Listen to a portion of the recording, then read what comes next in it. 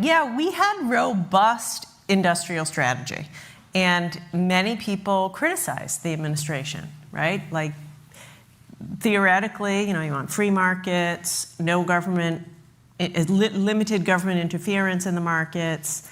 And the president, to his credit, decided that in rare instances related to national security, where the market hasn't gotten it right in pursuit of pure profit, a case could be made to intervene in the market.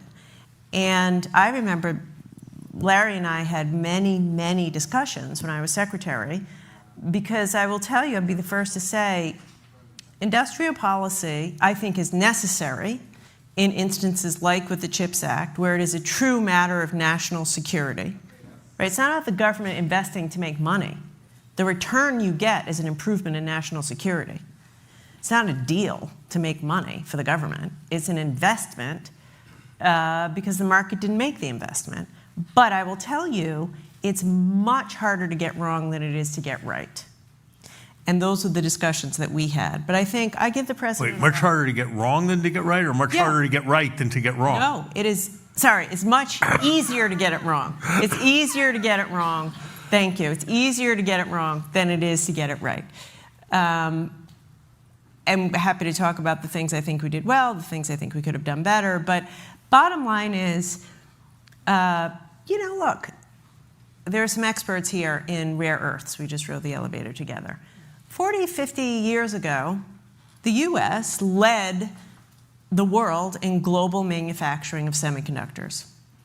We made some of the components. We made printed circuit boards in America. We mined in America. We had rare earth minerals, and we were mining.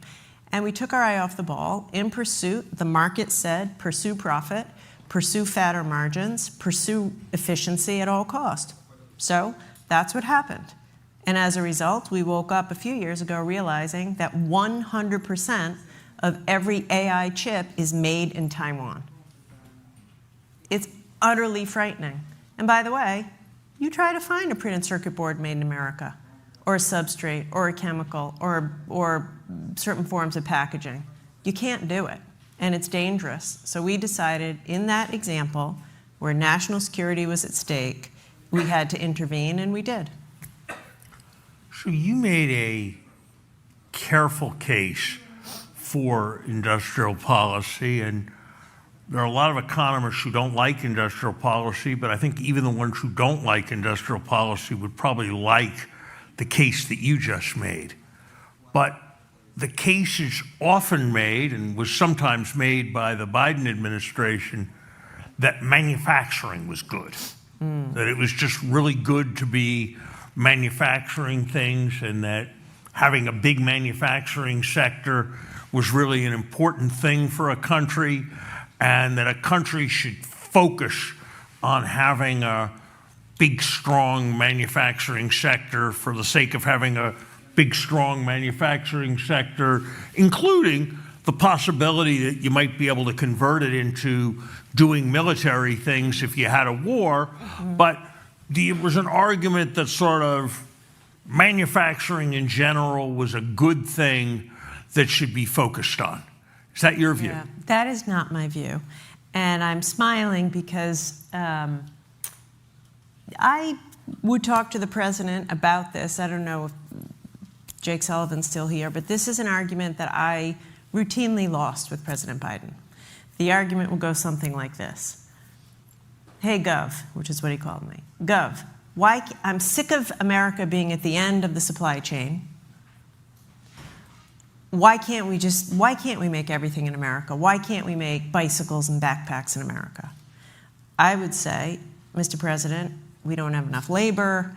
It's not, a good at which we have an advantage in making. It's not critical to our national security. By the way, if we try to make everything in America and we don't have the capacity or the labor, inflation will go through the roof. And at that time, and still, we have a problem with inflation. He would say, essentially, I don't agree with you. I want to make more. I want to make everything in America. And so, the argument would go as such. It turns out I lost every time. because I wasn't the boss. And today you have somebody else in the White House who I think would also say he wants to make everything in America. I don't agree, by the way. I'm not going to get into the long list of things I don't agree with the current inhabitant of the Oval Office on.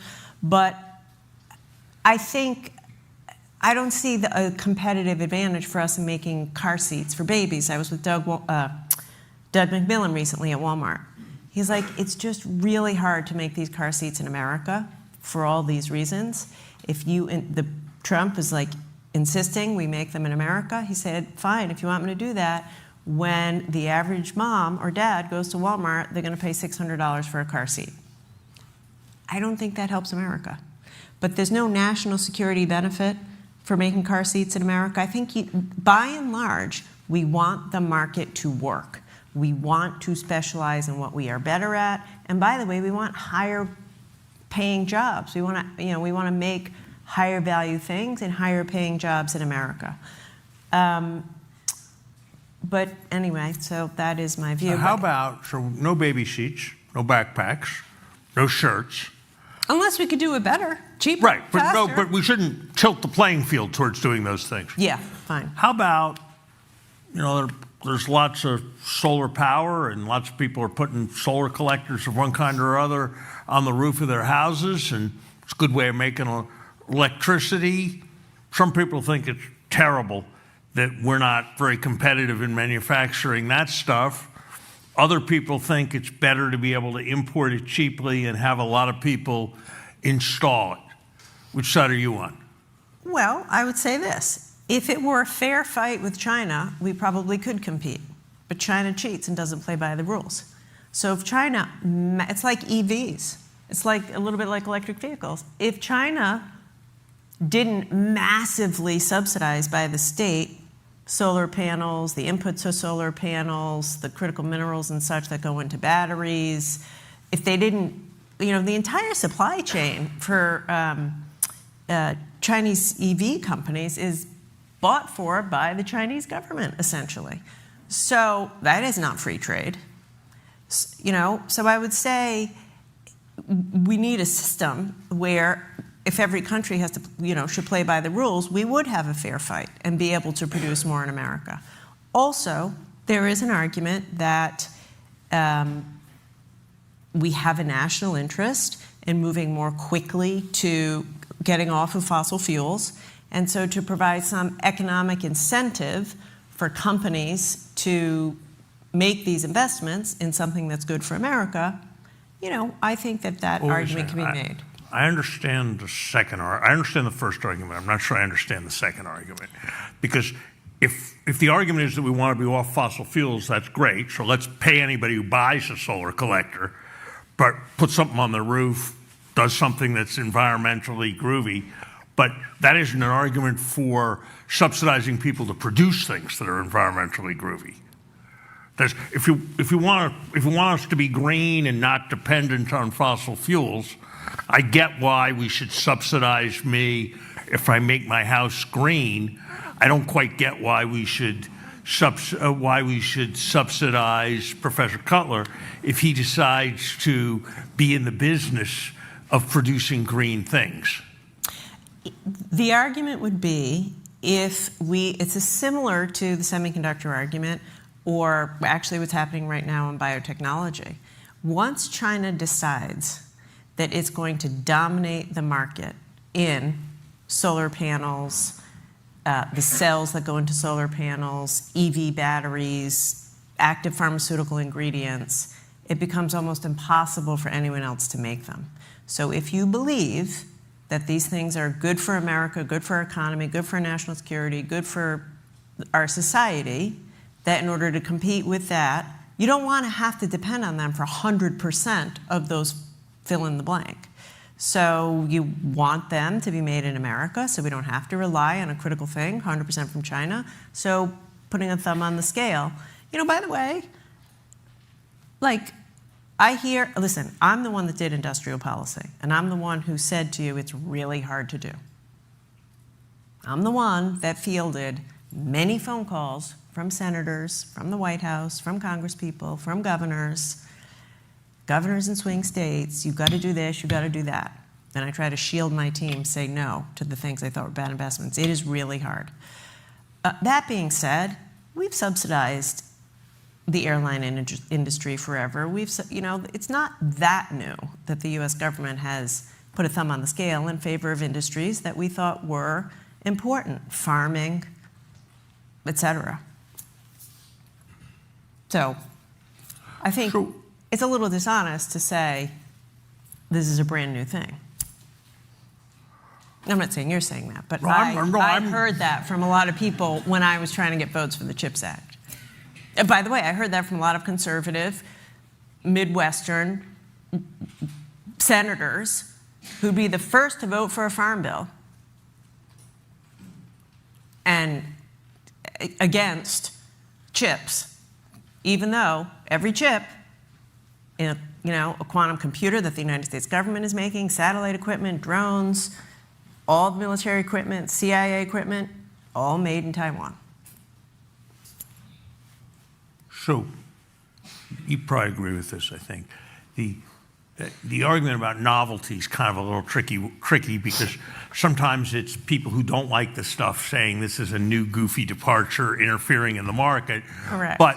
But Gina, sometimes it's proud new Democrats saying this is a great new democratic approach to economic policy that's differing from everything that has come before and represents a major departure and a great innovation by the administration that's doing it. So the novelty is probably a slightly two-edged, slightly two-edged kind of claim.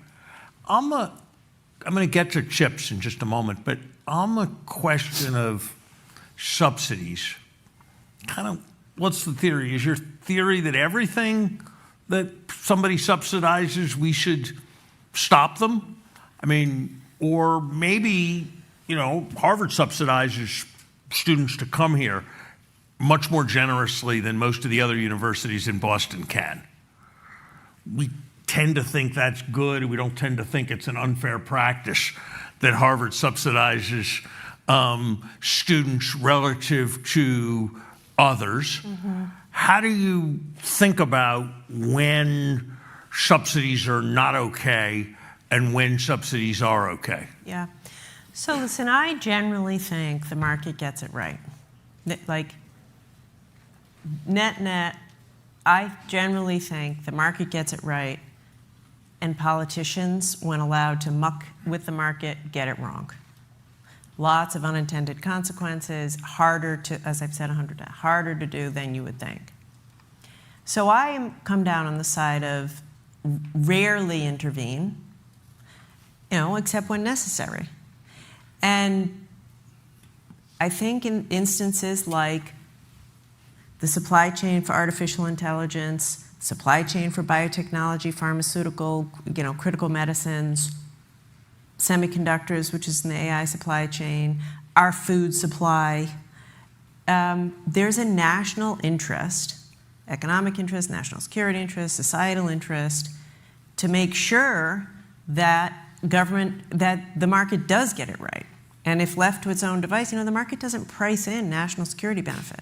The market doesn't price in long-term societal benefit or, climate necessarily. So I think this is the hard question, which is why I think, in general, don't get involved, and the tests have to pass muster to intervene. Now, I will tell you parenthetically, and maybe for a moment of levity, I was at the Michael Milken has a conference in the Hamptons over Labor Day, and so I went, and it was hosted at the home of Wilbur Ross, the former Secretary of Commerce, who's been nothing ever but gracious and helpful to me. And I was on the panel. It was me, Glenn Youngkin, the Republican governor of Virginia, who I think probably has presidential aspirations.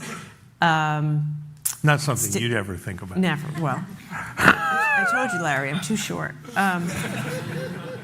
Steve Mirren, who, head of the Council of Economic Advisors. On the Federal Reserve Board. Yeah, now on the Fed. At that time, he wasn't yet confirmed, and a CEO of a company. So bottom line is, I walked in, I was with my husband, and it was Milken, Hamptons, at Wilbur's house, front row was like Nelson Peltz, all big Trump people. I'm on this panel. My husband whispers to me, he's like, this is like a hostile work environment for you. I said, it'll be fine, don't worry. So I get up on the thing, but meanwhile, these guys, I'm saying free trade is basically a good thing. Open markets are a good thing. I don't think the government should try to own Intel and take equity. The government owning the means of production is not a good thing. And they are all gung-ho about all of this. So it is a wacky world in which we live when the Democrat is saying less government intervention is better, and these folks are saying make everything in America, shut down free trade, and own golden shares in steel companies and chip companies. Like, I don't think that's good. It is a wacky world. I agree. It's just I agree put a that lot out there with that kind of wackiness. So let's move to what was probably the signature thing in many ways of industrial type policy, which is the CHIPS Act. We had a seminar on that earlier with your colleagues, Todd and Mike, where I learned something I hadn't known before. That's why we have seminars. Love that. At Harvard, that actually was quite surprising to me. What I learned from them was that I thought of the whole deal as being the $50 or $60 billion that they controlled and ran.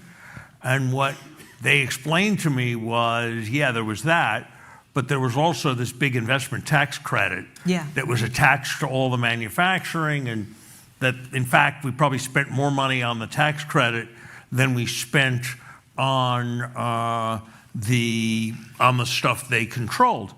So 25% on capital expenditures, just for the audience. Right, 25% if you built fabs or you did any of this stuff. So here's my question and what I've been thinking about. I asked them, but what I've been thinking about all afternoon. So we want to have more semiconductor capacity so we can beat Taiwan. And so not beat Taiwan, so we can have resilience and be insulated and be protected from the geopolitical risk. So there are two types of ways of doing it. One is we can say you make an investment in this stuff, we give you a 25% tax credit, that's the plan. The other is we can say we're going to hire this team and they're going to negotiate and they're going to figure out how to make it incremental and those they're are make definitely it good Schmidt's mannerisms. Policy.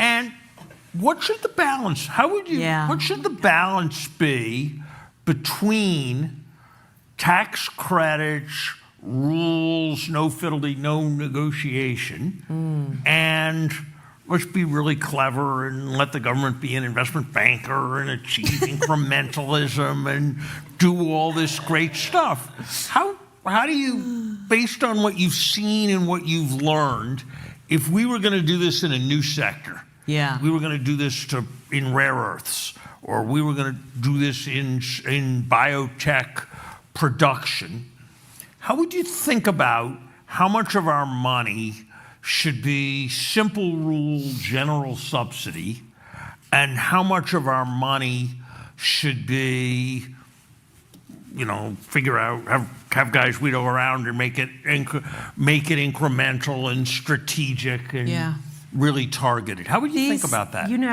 Of course, he's asking all really hard questions. I'll tell you what I think, having done this. I did it as governor, by the way. I provided incentives, tax incentives and grants, and as secretary. I come down in favor of more simple rules, like more of the tax credit, more of the as a matter of right, mostly because it's very easy to implement, less politics gets involved, fewer phone calls from the senator from Michigan, actually, just to pick on all senators. And it just happens. That being said, it would not have worked for chips. And so I think my answer is my answer from the beginning. Giving buckets of taxpayer money to big, profitable companies should be rarely, if ever, done. But in this instance, and I think in other instances where we have become so reliant on China, it has to be done to meet the mission. So once again, what was my mission? My mission was to take this $100 billion or whatever it was and purchase a national security outcome. And being as how there is only one company in the world, TSMC, that can make semiconductors, they needed more. And I would have failed. If you just gave everybody a standard 25%, you might feel, as a technocrat, I might feel good about it. But if I didn't get TSMC to build 6 fabs in Arizona, I would have failed. So I think you have to ask yourself, what is the purpose of this industrial policy? And that's hard work to require, and then design a policy that allows you to achieve that purpose. Now, in my case, to be very honest, so what did I do? I'm the one that went to Wall Street and recruited all these guys. And then I'm the one that received lots of deeply unpleasant mail from certain senators saying, why did you go to Wall Street? These guys, you shouldn't go to Wall Street. You don't need investment bankers. Why are you hiring people from Goldman, Blackstone, KKR, McKinsey? Why can't you find your usual, policy analyst? And I would say, I'm investing money. I need investors. So it's at every go, it was hard. You get calls from everyone, White House, senators, governors, hire my cousin Gina, she's great at this. It's tough. So that's why I say, and also the other thing that we did that you can't do with tax credits is a measure of accountability. So we tranched the way we structured our grants, it was all tranched. We said, you'll get X dollars up front. Once you get your first customer, you'll get Y dollars, or once you build the fab, you get something. Because my deep, deep fear, which I was hell-bent on avoiding. First, you have to decide, what must I accomplish in order to be successful to hit the national security goal? And then you have to say, what risk can I not abide? And the risk I could not abide was building a fab and having it be empty, and having given this company all of our money. So I didn't want to give Intel, for instance, $10 billion upfront cash. They build a beautiful shell of a fab, they get no customers, and I'm out. So we said, you have some money up front, build the fab, move your equipment in, get some more money, get your first customer, get some more money, and that was like a measure of accountability. Since we're sitting at the Kennedy School, I can't resist suggesting that when they ask you why you hired all the investment bankers to watch out over Todd and Mike and all those guys, and hired all those guys from Wall Street, you should have said what FDR said when he was asked why he had hired Joe Kennedy to be the head of the SEC. He said, it takes a thief to catch a thief. That's what I should have said. Now you tell me. Although I said it not nearly as witty, but I did say, these companies have tough negotiators. And if I just had a typical Washington, policy person, we'd lose our shirts. They would out-negotiate us. And I do believe that. Let me ask you, because one of the things that really has interested me in the way you've framed these arguments is how much emphasis you put on China. Yeah. And I understand that, and I relate to it.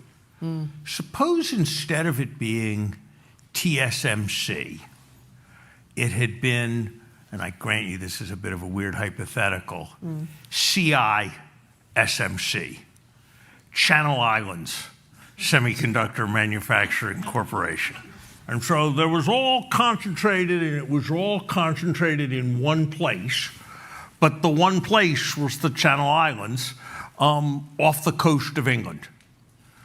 Would you have thought? No, but it's a serious question. I get it. Because one of the big things, I mean, I don't know whether Jake's here or not, but Jake's big thing was at one point was about the tax policy, was not foreign policy, for the middle class. So if you have something friendshored, but not in America, doesn't really matter whether it's in Taiwan or whether it's in the Channel Islands. If it's really about national security, then it makes a big difference whether it's in the Channel Islands or in Taiwan. What would you have thought if the locus of global semiconductor production was kind of heavily in the Channel Islands or in Europe? Yeah, look, in that instance, it's not nearly as urgent, but still urgent, because were there to be a hurricane in the Channel Islands, we'd be in big trouble. But maybe a good example for that is there's a company in the Netherlands called ASML. They make gigantic pieces of semiconductor equipment to do lithography, like as big as this room. And they're essentially the only company in the world that can make the most advanced of those machines. There's a company in Tokyo that has similar, but not quite as good, some other companies in the US. But ASML in the Netherlands, only in the Netherlands, can make this mother of a machine that nobody else can make, and you need it to make leading edge chips, AI chips. That is a problem. That is a vulnerability. You know, something happens to the ASML facilities, I don't know, someone takes over the Netherlands. Seriously, there could be an outbreak in the Netherlands. During COVID, we had so many problems with packaging plants in Malaysia. We ought to be focused on that. We ought to be doing something about that. But what's not nearly as urgent when you have China saying, we will reunite with Taiwan. And I think they will. And it's literally just a matter of time. Let's open this up for questions. People can, there are microphones.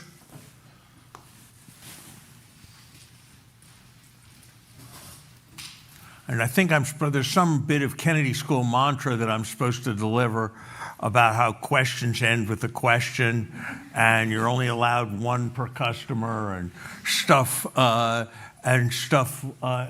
like that. Over here. Oh, thank you. Dwight Hutchins, mid-career, 96, Dean's Counsel. My question is, what good things are we getting from the current tariff approach? And because we know all the bad things, but is there anything that we're getting out of it that's good? And is it true that Biden kept a number of the tariffs that Trump put on in the first administration during his administration? And if so, if they were bad, why weren't they taken away? Yeah, it is true. As I said, that was one of the many arguments I lost with the boss. I'll say a few things about this. Listen,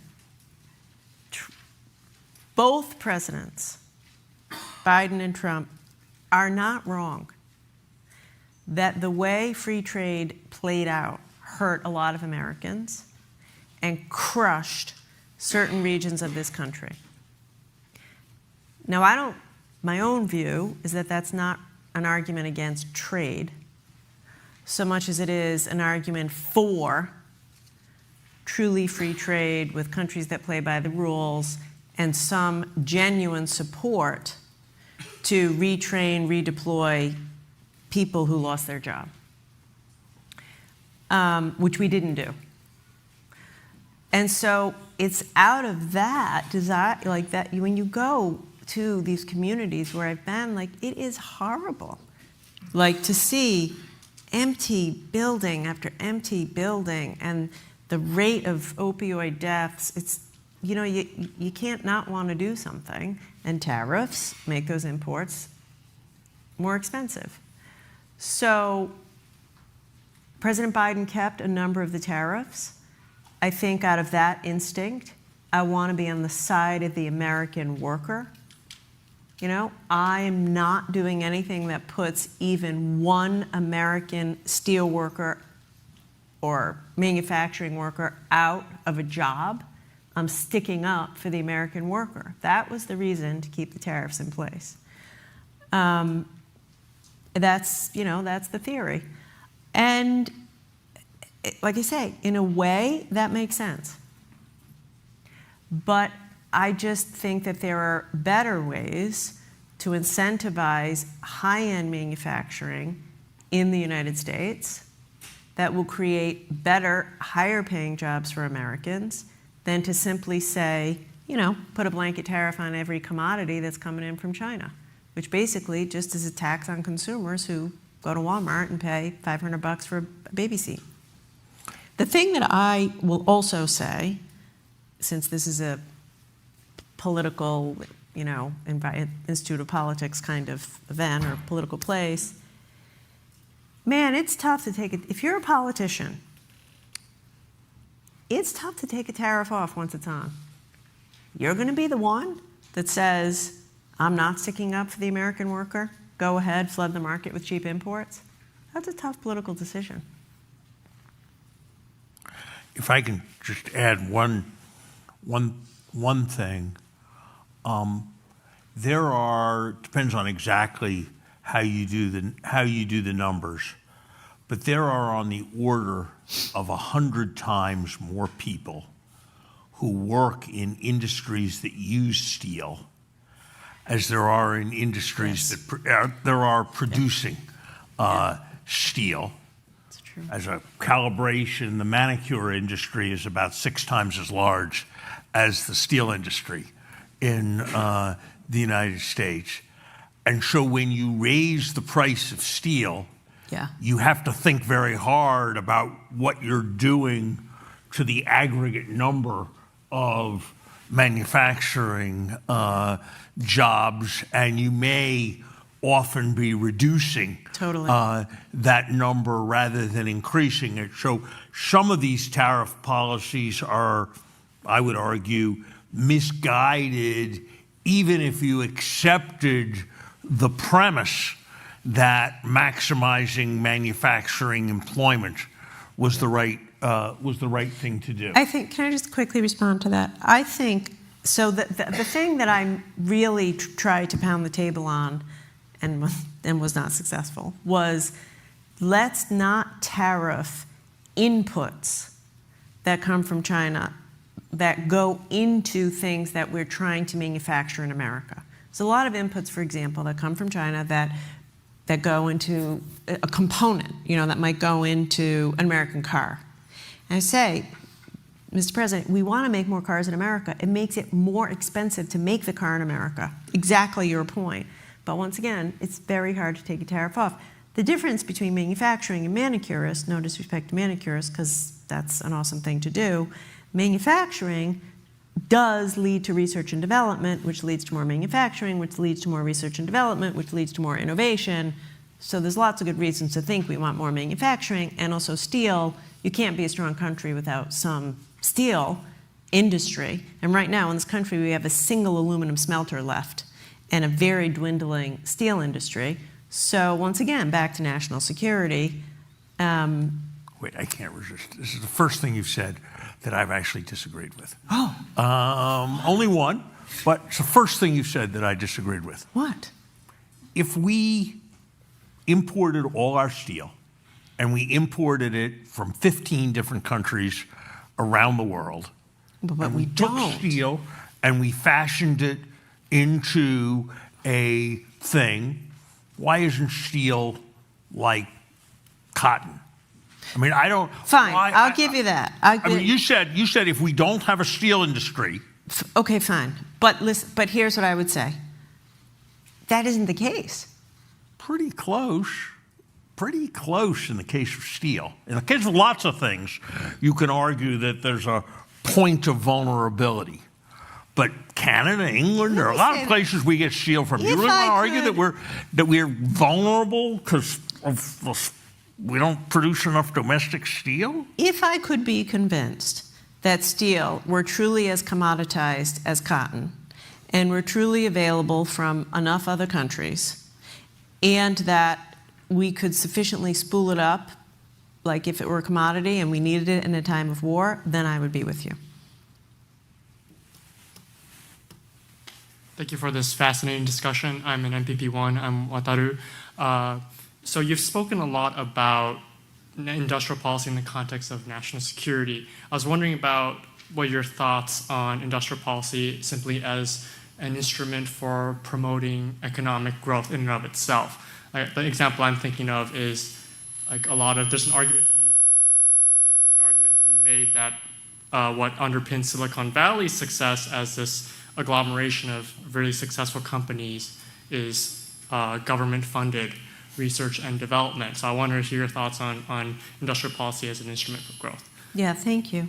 I guess I see government funding and research as different from the government literally picking winners and losers as among companies or as among industries. So I think the government should be in the business of funding research.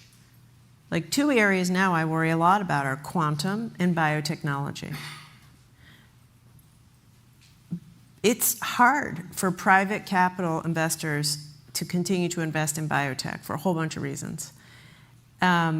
Same thing with quantum. It takes massive amounts of money. It's highly risky. You're probably going to lose your money. There's easier ways to make money. We need more basic research. That's one of my greatest criticisms. I mean, I have a long list of criticisms of this administration, but it's on the top 20. So I'm for that. But I see that as being different than the government saying we're going to own a piece of Intel.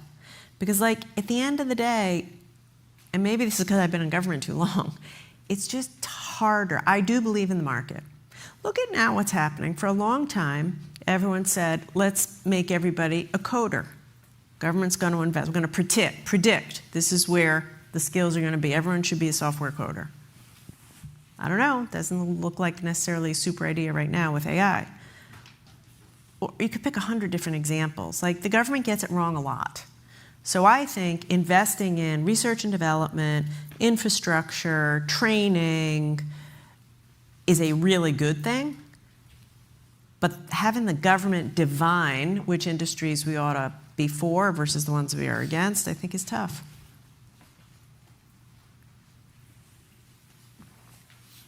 Hi, my name is Ketan Ahuja, and I'm a fellow at the Growth Lab here, where I work on green industrial policy and antitrust. And I was wondering, for your, you mentioned that it's hard for the government to do this well. And I wondered if you had any particular lessons from your time in the administration around how to do it well and anything that might be counterintuitive. Oh, thank you. I think it's essential that these issues are bipartisan. I really do. Because inevitably, you'll make mistakes or you'll need to make some changes. And if it looks like it's just one party's political effort, it's harder. So I think the fact that the CHIPS Act, I whipped the votes on the basis of national security. It was something that everyone could get around, Democrat and Republican, and I worked hard to keep it bipartisan. I think that's important. By the way, even now, much of the work in the CHIPS Act has remained and been untouched. So I think that's a big lesson for me. It was more important than I would have realized. By the way, the thing that they completely undid, just pulled the plug on, was the pure research and development portion, which is like such a tragedy. So there were $6 or $7 billion that were not for company grants, but it was to invest in research, startup companies, incubators, like the next wave of technology. And we had that all set up, and they just pulled the plug on it. And I think what they're going to do, actually, relative to this discussion. I think the Secretary is going to make individual bets in equity investments in a bunch of individual companies of his choosing, which I think is not a good idea. And what's the...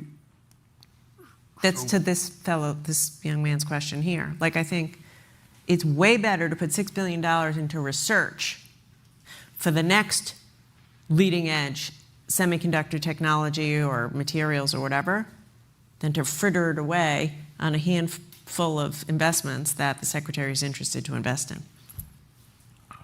So I'm going to ask you a question about that because I had an experience a couple of years ago that confused me.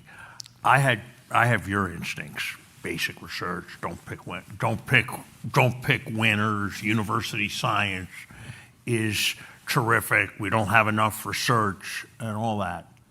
And I was talking to my friend John Hennessy, who was the former president of Stanford and is also on the board of Google. And I was saying some of this, and he said, you're kind of right, I think, he said, but how do you think about the fact that Google's basic research unit is 50% larger than the whole Stanford Faculty of Arts and Sciences? And we're the leading place in, or one of the leading places in computer science and all of that.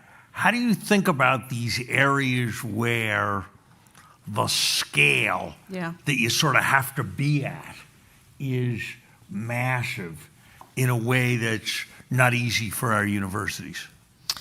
I would say two things. I mean, honestly, I think that augurs for a lot more investment in universities and in basic research. And secondly, you know, I'd say like there would be no Google if there were no Stanford, and there'd be no Stanford if there were no grants. So I hear his point. But to me, like, I'm just so worried. I keep coming back to biotechnology. I'm really worried about biotech. Right now, we seem to have captured the world's interest in semiconductors and then rare earths and critical minerals that go into it. But in the past 5, 10, 20 years, China is like whipping us when it relates to biotech. So as we are weaning ourselves from Taiwan on chips, we are going the other direction. We used to just do contract manufacturing with China. Now we contract out research and development. 20, 30 years ago, like 1% of biotech global patents were Chinese. Now it's like 30%. You could see the same pattern. And the thing I'm so worried about is like nothing happens in government until it's a major crisis. And I don't know how to fix that. We don't have time. But so what's my point? My point is like these big companies or venture capitalists investing in biotech, the risk reward isn't there for them. So either we need to have more incentive for private capital to create these biotech companies, to do this research and development, or the government has to do a lot more of it. But right now, we're just really becoming more and more dependent on China for medicine. I'm sorry. Yeah. Hi, thanks so much for being here today. My name's Alana. I'm an MPP1 from Rhode Island. Yeah. Where are you from? I'm from Warwick. Nice. Yes. So to that, I was curious how your experience governing in a small state like Rhode Island affected your approach to national industrial policy, particularly how we can be inclusive of smaller states and federal investment. Thank you for asking that question. I think I was a more effective secretary because I had been a governor. I definitely subscribe to the rule of like, go as far as you can and just get things done versus asking permission for everything. And that's, I think, because I have been an executive. Like, I was the governor of Rhode Island, I called the shots, and I just moved out on things. Also, you know, I have 50,000 employees at the Commerce Department. I ran the thing similar to either running a business or running a state or running any enterprise. You hire the best talent, you hold them accountable, you try to prioritize. Also, in Rhode Island, working with the Rhode Island General Assembly is like hand-to-hand combat. You I chose to get anything done, you have to be there. You go to their baptisms, you go to their Little League games, you go to the Speaker of the House's kids' basketball game. You get to know them, you create relationships with them. The governor knows what I'm talking about. Every legislative branch wants the executive to know they're in charge. So you must make relationships, which is what I learned how to do. You know, newsflash, politics is not a meritocracy, and the best ideas don't win. Your idea could be the right answer, but if you can't get someone to pass it, why does it matter? So I was very comfortable going up to Capitol Hill and talking to whoever I needed to, or going to Mississippi with Senator from Mississippi to get his votes. So I kind of learned how to govern as governor, and I think in the small state, when you have your finger on the pulse of everything, it kind of helped me. You should run if you have any interest, and I'll talk to you. Thank you. My name is Zihua, and I'm a first-year PhD student at TH Chan School of Public Health. So my question is, I keep hearing China throughout this talk, and in recent years, trade relations between China and the U.S. has become so negative. So I'm curious, in your opinion, if you can name 3 good things that China did right in terms of its industry policy. China has a massively effective industrial policy. I mean, as I just said, I think it's amazing. It's stunning. I mean, anyone's been in a BYD car, it's a gorgeous car.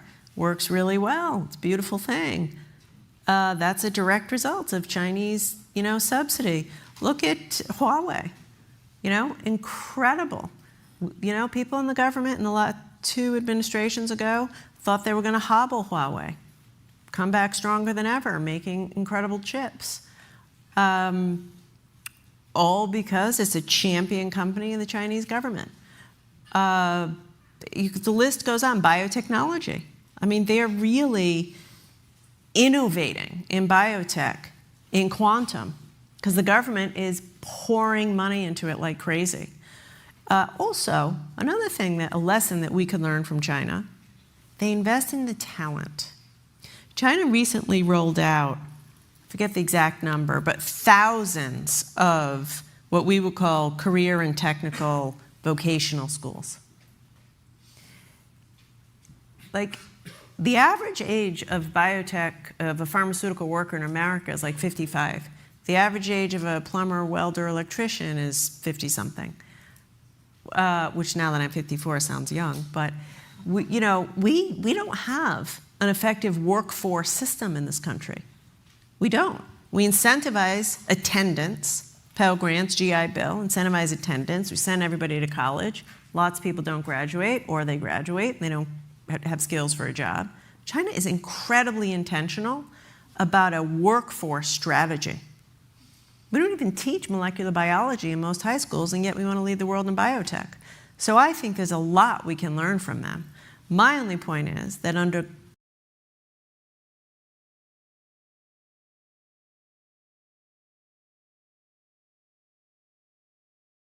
greater adversary to the United States, which I think is regrettable. Hi, thank you so much for the talk. My name is Jakub. I'm an MBA student here at the here. I wanted to ask you, you framed the industrial policy in the sort of national security way.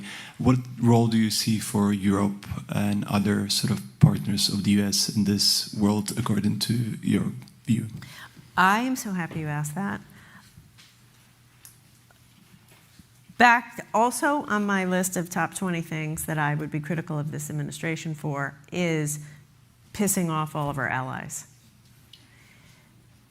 America first is one thing. America alone is a disastrous policy. And America that's not a good friend or partner or ally to Europe, to Japan, is a weak America. So I don't think we can be effective without strong relationships with Europe, or for much of Southeast Asia for that matter. And I wish that we would have much stronger commercial relationships with Europe. I just gave you the example of ASML. I think there's so much more we could do with Europe's economy, and in Southeast Asia, and with Japan, and with Korea, than we're doing now. India, I think we're making a big mistake with India. So, like, at the end of the day, I think, what's America? We have a culture of risk-taking that's unique. We have a culture of entrepreneurship that's unique. We have rich and deep capital markets better than the rest of the world. And we are at our best when we're leading and drawing the world to us as friends, not as we're in charge. And what we're doing right now is giving the Heisman to the rest of the world. And if we think they're going to sit around and wait for us to come back, I worry we won't. That's another thing China does well. China is right there every day.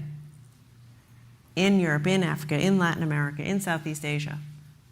And it's such hubris by America to say we're the only ones. So I'm deeply, deeply worried. Now, the one good thing, I think, the other guy asked me for a good thing, and I've been thinking ever since then to try to come up with one good thing. Look, I suppose if we piss off Europe so much and it helps Europe get its act together with its own economy, that's a good thing. Because a strong European economy is good for the world. So that's my best attempt at a good thing from this administration. Right. Thank you, Secretary Raimondo. This is Anfield Tam, and I am a law student from Hong Kong. And we're in the 8th year of the trade war with China. We have tariff hikes, export-import controls, the ban on TikTok, perhaps cancellation of visas of Chinese students studying in critical fields. So if you were still the Commerce Secretary, how would you advise the current president on how to correctly manage trade relations with China? Sorry, the visual of me trying to advise the current president, I'm trying to get my brain around that. Listen, I'll tell you what I think. How do I say this? What I see this administration doing is just making moves with China that are escalatory without even thinking about the next move that China might make. So my view is as follows. The world can't handle, and it's not in U.S. interest, to have a heated conflict with China.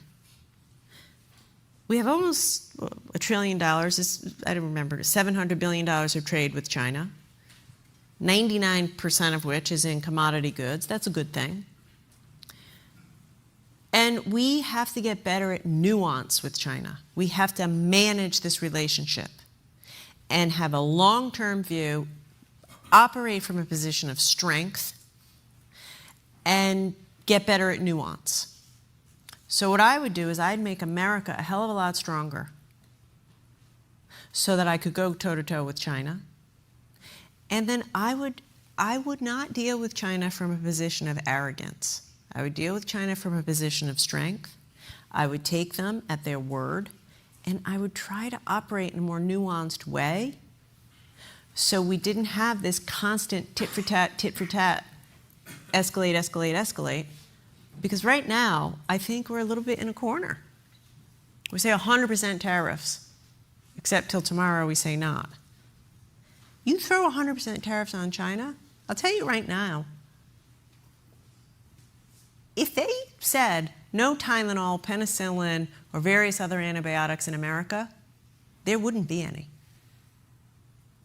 If they decided to take over Taiwan, like, they have a lot of cards to play. So I'd get to the business of strengthening America, including our allies, and deal with them from a much stronger position. And don't try to boss them around. and have a better sense of nuance, which they do. Okay, we're going to have a lightning round to conclude on nuance. TikTok, in or out? Out. Electric cars, any of them allowed in? No. But you're talking about from China? From China. Yeah, no.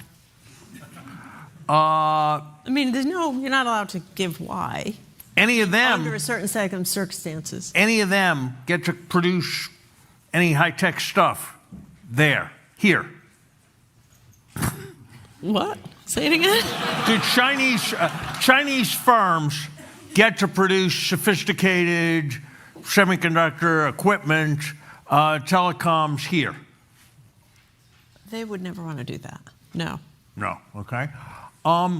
Chinese students get to study quantum computing in the Harvard Physics Department? Yes. Yes. Yeah. They might go home with some secrets. You can figure that out.